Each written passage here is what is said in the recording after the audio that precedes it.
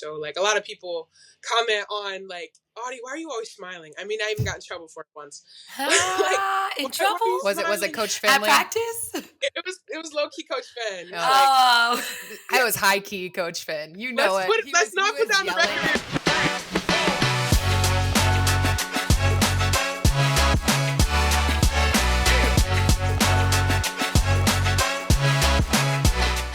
Welcome to Champion This with Brianna, Salvatore, Dueck, and Chelsea Poppens, where we share the incredible stories of athletes and entertainers who are using their platforms to create positive change in the world and the communities they live in. Woo! And today we have one of my favorites, Audi Crooks. And Iowa State standout. I'm here for it. I'm a former Cyclone. Audi also took the NCAA by storm, setting a single game tournament scoring record for freshmen, where she dropped 40 points against Maryland in the first round of the NCAA tournament. That's dope. So thanks for joining us, Audi. So happy to have you on. Thanks for having me. Happy to be here. Well, Audi, we want to jump in first, kind of knowing a little bit more about your background. So would love to hear a bit about you and how you found and started your passion for basketball. Tell us a little bit about that journey. So take us back to Audi as a kid and how you got started with the game. Sure. So I was born in Fort Dodge, Iowa, but I grew up in Algona. It's a little tiny town. I went to a 1A high school, and just growing up in that small town, there wasn't a lot to do. So sports were kind of the focal point of that. And both my mom and my dad played, so basketball was kind of put into my ear at a pretty young age, and emerging through, grade school and doing AAU with the school teams, and then later on getting onto the circuit. Like I figured out that's something that I really am interested in and wanted to pursue. So that's kind of how I got started. And that's a little bit about like the beginning of my basketball career. Mm-hmm. Yeah, you forgot to name drop that you were the Iowa State Player of the Year. We also found that in the background research. So. Yeah. Or Miss Iowa basketball. Is that what it was? Yes. Yeah. Miss Iowa basketball. Voila. Yeah, that happened. All the accolades. That happened as well, casual. That was a thing. Yeah. And so you mentioned your parents being a strong portion of getting the ball in your hands and kind of steering in you this direction. The word has it that you had some pretty intense one-on-one versus your mom in the front yard growing up. Yeah, for sure. No, she is a beast, man. She's like 6 foot tall, and she played at the same high school that I played at. And she actually had a record for like the best field goal percentage in a career. So I knew right there and then that I wanted to take that down. But I mean, she was throwing elbows at me. I'm 11, 12 years old. She didn't care. You got to teach them young. No, right. She's prepared me for the next level. So, definitely wouldn't be here without them. Love it. And then going into Iowa State, was it kind of a big surprise, or were you ready? How did Coach Finley take you by storm when you got there? Right. No, I honestly just kind of went into the year with like an open mind. I thought maybe it was going to be a learning year. Maybe I'm not going to play a ton. Maybe I'm just going to sit on the side and learn and develop throughout this first year. Yeah, that didn't happen. So I think that everybody was kind of surprised, myself included, with how quickly I kind of adapted. And it took a little bit of time, like the summers and the preseason. That was a big adjustment, just first and foremost from like a time management standpoint. Nobody really talks about being a student athlete. Like it's kind of a year-round deal. So that was a little bit of a culture shock for me, but also like playing against like taller, bigger, stronger girls, because in 1A basketball there aren't a ton of 6'4", 6'5", like stocky, as you see in like Big 12 and in the NCAA. So that's something that I embraced, because it was like so pesky when everybody's like 5'7" and there are 3 of them, and it's just insane. So that was another adjustment, the level of physicality and the competition as well. Mm-hmm. Yeah, for sure. You talk about study hall, being in the weight room, going to even get like treatment in the training room. Like I think a lot of listeners maybe don't even realize what all goes into playing college basketball, but it is like Full on. I'm sure, Audie, you're putting in 5-hour days, 6-hour days, and that's just related to your sport. And then you go to Mhm. class, and then you do all the other. You have a social life, and you do your impact stuff. Like it's pretty full on, right? And then you get back at midnight from a road game and have to go to class the next day and take a test or something. It's Yeah, just all those variables that nobody sees. right. Yeah, it's never ending, but I wouldn't trade it for the world. 100%.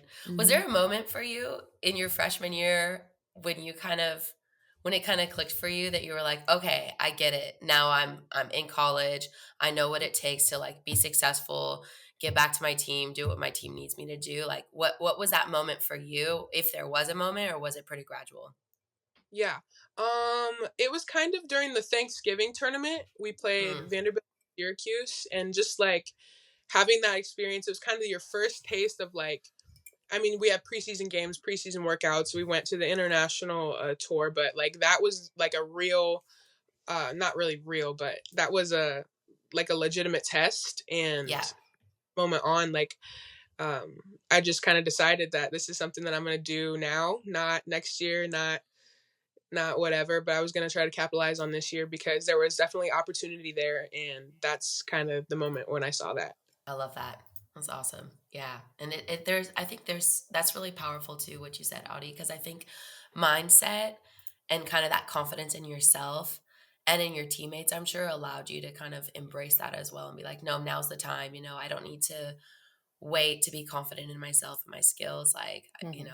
I think Yeah. it's really cool. It's a great Would word you for say that listeners. it took you guys until the Thanksgiving tournament to find that team chemistry and Oh find the yeah. groove with each other? Yeah, I would say definitely, and maybe even a little bit after that, just because the whole we had a lot of transfers. We were freshmen. We were still trying to learn the system, but then also trying to recognize the role that we were being called to, and accepting that role, accepting that challenge, and just picking it up rather quickly because we didn't have a lot of time for that transition period. So that was definitely emphasized, and I would say it took us a little bit longer, I would say, after that to kind of Mhm. gel and be a cohesive team. It usually takes a little bit because things change every year, but I think we got on the right track at the right time. Yeah, and for anybody listening, Iowa State, you guys had a lot of starting freshmen. And so it was a very young team, new team. So it makes sense that it might have taken a little bit longer for you guys to find the groove. Yeah. And well, you and I have talked about this before, but you kind of experienced fame in high school. You really had a tremendous season with Iowa State, but even before that, you were really well known in the Yeah. basketball community. You got a greater recognition, greater surge of recognition through the NCAA tournament. But what's been kind of the most significant issue or hurdle along your journey to, I want to say, fame? Sure. Like the most significant hurdle is staying grounded because it's so easy now. I think with social media, with like public expectation to, I think a lot of people get caught up in that, and like NIL as well. And I think a lot of times, as student athletes, as young people, we get caught up in that, and in the clout, Mm, in losing the true meaning of why we do what we do. So there are a lot of people that want to, that when they have a platform, don't know what to do with it. So figuring out how to make sure that I'm putting out things that represent my core values, things I believe in, and keeping the main thing. I'm here for hoops. I'm not here for a check. I'm not here for followers. And I think that that is something that is like somewhat difficult for a lot of young student athletes. Mhm, mm, mhm. mhm, mhm. Was it difficult to, you're very young in high school, to Mhm. have that social media presence and still have trolls from adults that that might be out there like just kind of throwing shade at young athletes who have that social media presence? Was that a difficult piece of it? For sure. I mean, the first time I guess you could say I experienced like fame, I think I was like a freshman or a sophomore in high school. I got posted on ESPN, and like I had no grasp of the reach that and the effects of that and the amount of people that see that. And so, I was 14 years old reading comments like, "Oh, this is what people think of me. And, like the focus isn't really on how many buckets I'm getting. The focus isn't on what I'm doing on the court, what I'm doing for my teammates. They're more worried about how strong I am, how tall I am, how big I am, how short I am, what color am I. Like, I feel like that is just super unnecessary. And I think a lot of women face that in sports. And I think that that's something that isn't really talked about because, I mean, I've seen uh, every time a women's basketball player gets posted, it's either she's not as good as a man, or Yep. she looks weird, she does this differently, she this that, or it becomes a beauty competition. It's like, no, I'm not here to look good, I'm here to hoop. So Yes. so I think a lot of times that can be hard, and I know even some of my teammates have experienced similar things. And once you are on that public platform, it's great when things are going well, but the second that something goes bad or it doesn't go your way, be prepared for that comment section to turn on you, and for you to get some DMs. But I guess that's just kind of part of the process. And yeah, that's a big part of the fame process. Yeah. Yeah, for sure. And Audie, you really embody in such a powerful way, like using your platform to spread that love and that light, and you give back to the community. You're really passionate about kids. You volunteer and do a lot of work with the Boys and Girls Club. Can you talk about how you've been able to use your platform and this new fame, and LeBron shouting you out, ESPN giving you all the flowers that you deserve, my girl, but how have you been able to channel that for positive impact and to kind of champion some of those causes and to serve as that voice? Yeah, I really just try to put out positive images, positive messages. My faith is a really big thing for me. Mental health is Mm-hmm. a really big thing, and I'm excited that that's being talked about more. So, when it comes to like my social media platform, I always try to put out messages, little things. You never know who might need to see that. And another part of that social media piece is like there are so many like little girls that'll message me, and I'll try to go through and respond to them all. It's just so cute to be able to connect with people that are from all over the country that care about me, that care about my career. So giving back in that way online, and also like you said, the Boys and Girls Club, just seeing their faces light up. I mean, there's a lot of recognizing that we are in such a great position as student athletes. We're so privileged. And then seeing, some kids, some people that might have, misfortunate lives, or bad things happening to them that are in this same position, being able to put a smile on their face. Because, I mean, we don't know what those people are going through. So giving back, even if it's time, if it's donating meals, I don't know, if it's cleaning up in the community, whatever we can do to help is something that I definitely think is important.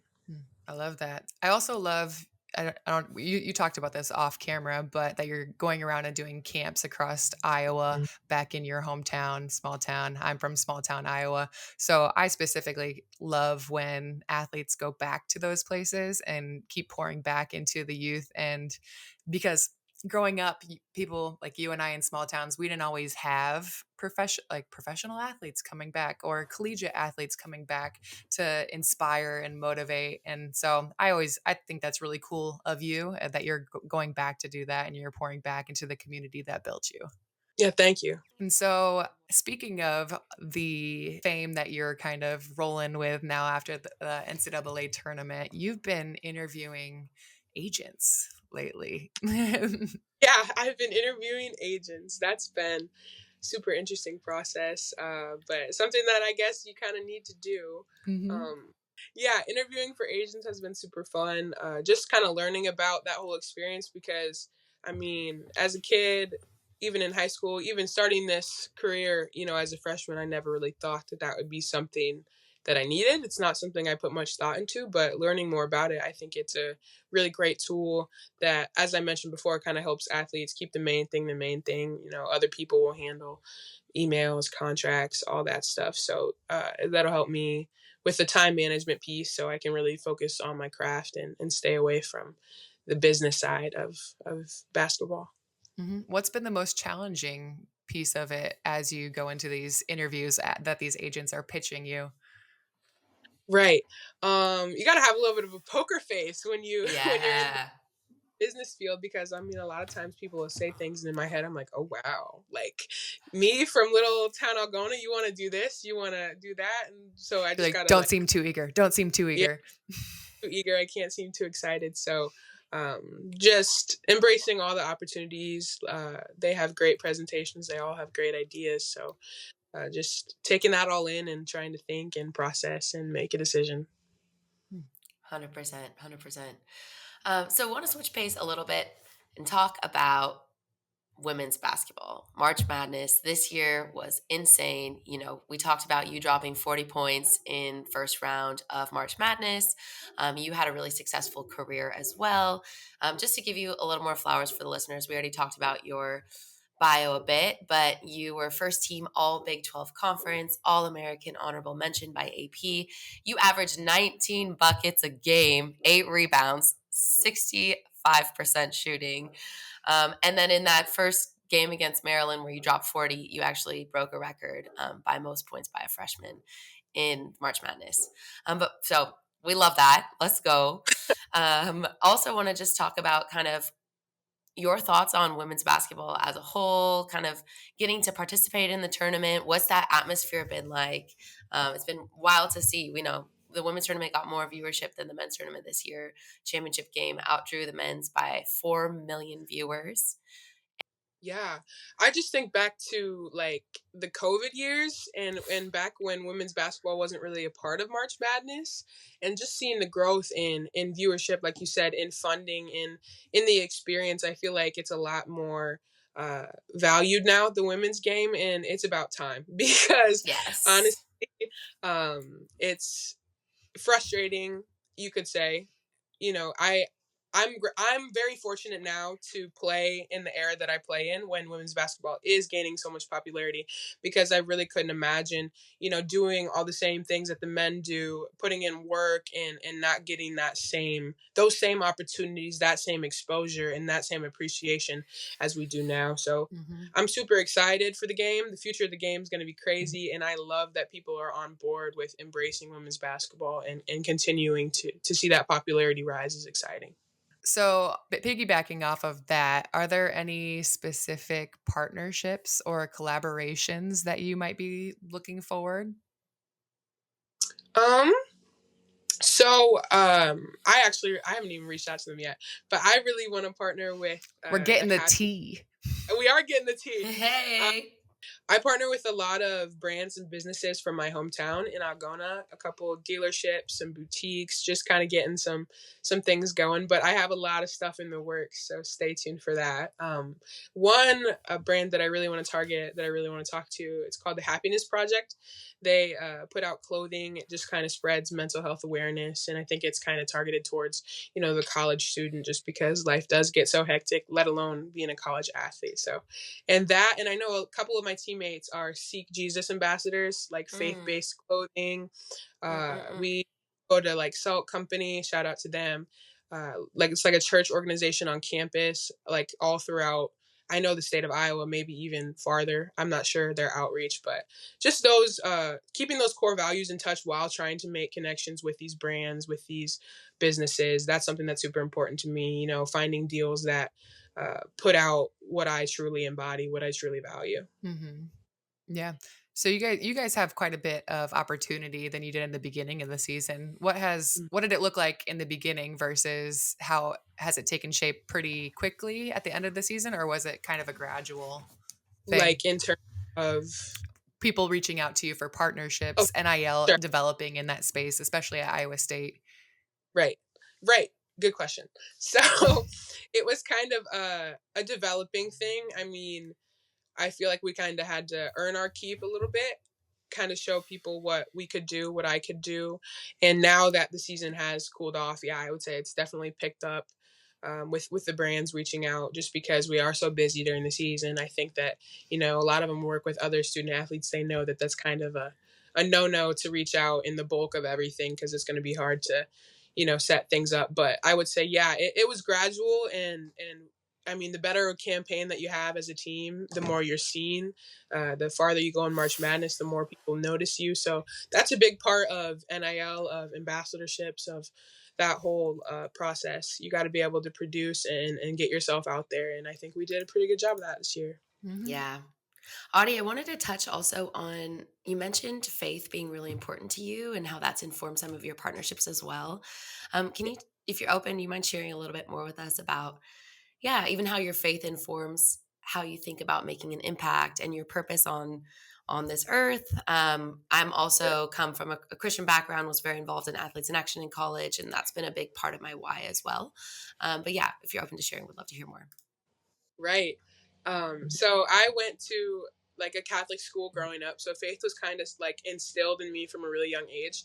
But both my parents were pretty religious, but specifically my grandma, she was always a woman of faith. You know, whenever I would have a tough practice, a tough game, something super disappointing happen or whatever the case may be, she always just kind of came to me with a verse and with some ideas and, okay, let's go to church, let's pray about it, that type of thing. And that really encouraged me and kind of inspired me to really embark on that faith journey. And coming here to college, like I said, with the ministries, I mean, when you're in a Catholic school, or heck, when you're even at home, a lot of times your parents are like, okay, get up, let's go to church. Or for me, we prayed every single day in school. We had a class dedicated to religion and theology and all those things. But here it's kind of more of a choice.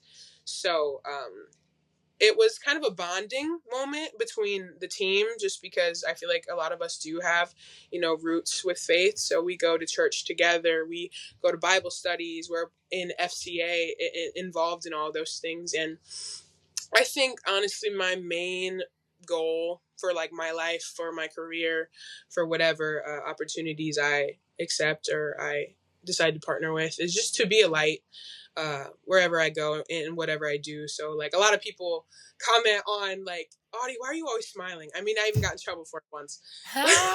In trouble? Was it Coach At Finley? practice? It was low key Coach Finn. Oh, I was high key Coach Finn. You know it. He was yelling at you guys, and you were just smiling on the sidelines. He was ready to kick a ball or something. I was smiling because I don't know. I gotta cut it out. I guess I gotta cut it back a little bit. But that's just like super genuine though, because I really do find joy in playing. I find joy in basketball and in everything that I do, really. Because if you're not enjoying what you're doing, why are you doing it? That's kind of how I look at things, for sure. So my faith has definitely inspired that mindset and hope to keep that going. I love that. Love that. And the way that you play really does exemplify that joy as well. You're super free out there. You're doing your thing. You're shining your light. And even on this podcast, listeners, if you're listening and you can't see Audie, but she's been cheesing the entire time. So I can attest to that joy. We love it. I mean, even post game after the game versus Stanford, other people would have probably been sulking and feeling a specific type of way. But in your interview at post game, you were very uplifting and talking about how you hold yourself and your dad having the best seats in the house. But you were just so positive and you were a light even in that type of situation. Post game, after a tough loss, and that's the instances that really show the character of players, and it really showed for you, specifically me watching at that moment. Yeah, I appreciate that. Yeah, thanks. Of course. So Audie, when you think about your career, we're thinking 10 years down the line, 20 years down the line, you're a bucket, you're crushing it. I'm seeing you in the WNBA, breaking records. But really, what is some of the legacy that you're hoping to leave as a hooper, as this light that you are in the community and using that platform? Right. Yeah, I feel like, you know, as I grow as a person, my focus is the intentions with what I do with my time, with what I care about, like as far as like charities, organizations, I think that's going to change, you know, just as I continue to grow. But I just really want to touch people's lives in whatever way I can. Like I said, especially with the youth. And like you said, Chelsea, like growing up in a small town, a lot of times you don't have the opportunities to talk to those people, to see that image of somebody that you want to become at a young age. So I think that that's huge in itself. And the way that I carry myself is something that's super important to me. Like we talked about, just how I smile and how I do that. I want to show people that it's okay to not be consumed by a platform, to let your personality shine through whatever you do, instead of, like I said, it's easy to get caught up with the fame, with the NIL, to be persuaded to do things, to say things, to look a certain way, to change things about yourself in order to fit a mold. I think it's important for young girls, young hoopers everywhere, to understand that it's okay to be unique, it's okay to be yourself, and it's okay to stand on what you believe. That's great. That's a great piece of advice. I think that's a great turning point into our lightning round of questions. What do you think, Bree? Uh-oh. I think we're ready for it. Yeah. Are you ready for it? Here's my fake sound. Pew, pew, pew, pew. Lightning round. Let's go. All right. These are quick questions. You can answer in 30 seconds. We don't really time, but try to make it quick. All right. First question. What do you do in your free time that's not sports related? Music. Everything about music I absolutely love. I play. I think my guitar's back here. And no, I'm not going to play. I know. I was going to say, can we get a little serenade us. song? That's cool. You're not getting that from me. But I play a couple different instruments. I like to sing. I like to hang out with my friends. Me and Addie Brown, we like to fish. So as the weather heats up, hopefully we'll get out and do some of those things. I love that. You said you like to fish. Let's go. I really do. Anything like social. Like during the summers, I hang out with my family a lot. Like we have like a lake house, go boating, catch a tan. You know the vibes for sure. I love the vibes. I love it. It's such a small town answer too. It's amazing. Okay, next question. What is the most intense game you played in last year or this past season? The most intense game, honestly, when we played number 4 Baylor at home, because we were down like 18 plus points at half. Coach Fenn was really happy with us. Furious. but we came back and pulled that upset off at home, a packed Hilton. That was a turning point for us, I think, in the season. Kind of gave us a little bit of a chip, some more confidence, because we were, such a new team and people kind of doubted us all season. So that was probably the most intense game for sure. Good. All right. Third question. Favorite restaurant or hangout spot in Ames? Favorite restaurant or hangout spot? Favorite restaurant, probably Fuji Steakhouse. I love just a chicken and rice girl. That's me, plain and simple. But the whole team is obsessed, so we try to go whenever we can, for sure. And we need to get you a partnership with them. I know. This is your spokesperson. If we can work that out. You think I'd get one of those? Yo, that'd be fire. Get like a little hat. If they teach me how to do that would be awesome. But favorite hangout spot in Ames, Hilton Coliseum for sure. Mm-hmm. Get there 2.5, 3 hours early before games. Absolutely. Literally. Yeah. Okay. Next question. What are some of your favorite on and off court moments of the 2023-2024 season? On court,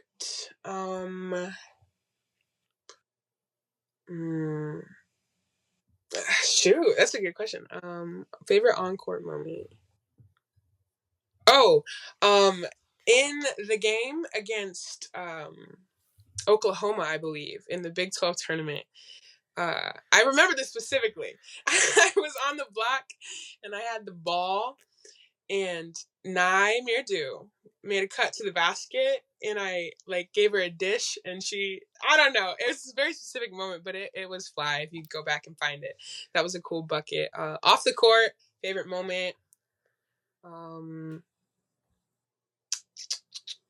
We do a lot of fun stuff when it's people's birthdays. So I don't remember whose it was, but we got the silly string out after practice. Coach Shaban got her, I believe it was her jersey retired. She went back to Toledo, and we got her just like a little cookie cake. Like when we celebrate each other's accomplishments, each other's birthdays. I mean, we're always hanging out as a group, and we A favorite moment off the court this year for sure, though, I would say was the international tour, going to Greece and Italy and seeing cool things, and that was kind of the first time that as a group we were together, like, and that was our bonding moment, just to learn about each other, learn about the team, and see those amazing things that that the sport granted us the ability to see. So that was probably my favorite off court moment. That's a good one. Yeah. All right, last question. What's your go-to dance move? I'm a Dougie girl. You gotta show us a little bit. The Dougie. I think you're too young for the Dougie. Hey, no, that's my go-to. Oh, that's great. Well, I think that's a good one to end on. Well, happy to have you, Audi. So good to hear your story. Thanks for joining us.